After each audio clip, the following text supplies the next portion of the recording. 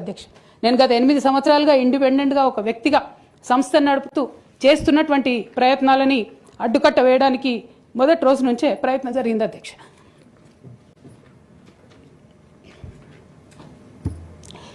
కానీ ఎక్కడ కూడా నేను తెలంగాణ బిడ్డలని, తెలంగాణ ప్రజల్ని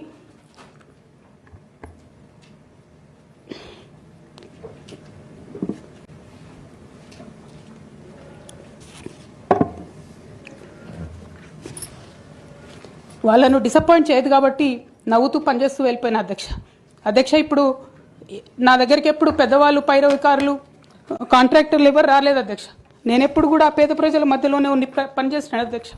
నా దగ్గరికి వచ్చినటువంటి బీడీ కార్మికులు కావచ్చు, బీడీ టేకేదారులు కావచ్చు, అంగన్వాడీ టీచర్లు కావచ్చు, ఆశా వర్కర్లు కావచ్చు, ఐకేపీ ఎంప్లాయీస్ కావచ్చు అధ్యక్ష, అదేవిధంగా జిహెచ్ఎంసీ కార్మికులు కావచ్చు అధ్యక్ష, టీచర్లు కావచ్చు అధ్యక్ష, నిరుద్యోగులు కావచ్చు, ఆడబిడ్డలు కావచ్చు, సింగరేణి ఉద్యోగులు కావచ్చు, కరెంట్ ఎంప్లాయీస్ కావచ్చు, ఎవరు వచ్చినా అధ్యక్ష నేను కాదనకుండా నాకెంత వీలైతే అంత పనిచేసి పెట్టేటటువంటి ప్రయత్నం చేసిన అధ్యక్ష.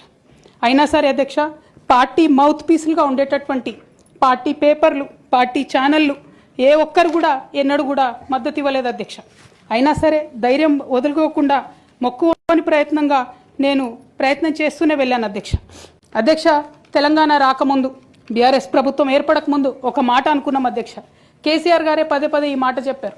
ఉమ్మడి రాష్ట్రంలో మనకు కాంట్రాక్ట్ వ్యవస్థ వచ్చింది, మరి కాంట్రాక్ట్ ఎంప్లాయీస్తోని, అవుట్సోర్సింగ్ ఎంప్లాయీస్తోని దేశానికి నష్టం జరుగుతుంది, రాష్ట్రానికి నష్టం జరుగుతుంది, అందరికన్నా ఎక్కువ తెలంగాణ యువకులకు నష్టం జరుగుతుందని చెప్పారు అధ్యక్ష. ఆనాడు వారు సరదాగా ఒక మాట అనేవాళ్ళు, అందరికీ కాంట్రాక్ట్ పోస్ట్ ఉంది, మరి ముఖ్యమంత్రికి కూడా కాంట్రాక్ట్ పోస్ట్ ఉంటుందా అని చెప్పి ప్రశ్నించేవారు అధ్యక్ష. కానీ తెలంగాణ వచ్చిన తర్వాత 10 ఏళ్లలో కూడా కాంట్రాక్ట్ వ్యవస్థను మనం రద్దు చేసుకోలేకపోయినాం అధ్యక్ష. అమరజ్యోతి నుంచి మొదలు పెట్టుకుంటే అధ్యక్ష, అంబేద్కర్ విగ్రహం దగ్గర నుంచి మొదలు పెట్టుకుంటే అధ్యక్ష, సెక్రటేరియట్ నుంచి మొదలు పెట్టుకుంటే అధ్యక్ష, కలెక్టరేట్లలో కూడా తీరని అవినీతి జరిగిన మాట ముమ్మాటికి వాస్తవం అధ్యక్ష. దీనికి పెద్ద ఉదాహరణలు సిద్దిపేట, సిరిసిల్లలో కట్టినటువంటి కలెక్టరేట్లు 2 వచ్చినటువంటి మొదటి వర్షానికే 2 కూడా మునిగిపోయినాయి అధ్యక్ష. ఆ విజువల్స్ అందరం కూడా మనం చూడడం జరిగింది. ఇక సిద్దిపేటలో, సిరిసిల్లలో కట్టిన కలెక్టరేట్లకే దిక్కు లేకపోతే మొత్తం రాష్ట్రంలో కట్టినటువంటి అన్ని బిల్డింగ్లు ఎట్లుంటాయన్న విషయాన్ని కూడా ఒకసారి తెలంగాణ ప్రజలు ఆలోచించుకోవాలి అధ్యక్ష. నాకు దైవ భీతి ఎక్కువ అధ్యక్ష, దైవ భక్తురాలు నేను. లక్ష్మీ నరసింహస్వామి మా ఇంటి దేవుడు అధ్యక్ష. ఆ లక్ష్మీ నరసింహస్వామి మీద ప్రమాణం చేసి చెప్తా ఉన్నా అధ్యక్ష. ఒక మహిళగా నాకు 2 కొడుకులు ఉన్నారు అధ్యక్ష, వాళ్ళిద్దరి మీద ప్రమాణం చేసి చెప్తా ఉన్నాను. నాది ఆస్తుల పంచాయతీ కాదు అధ్యక్ష, నాది ఆత్మగౌరవం పంచాయతీ.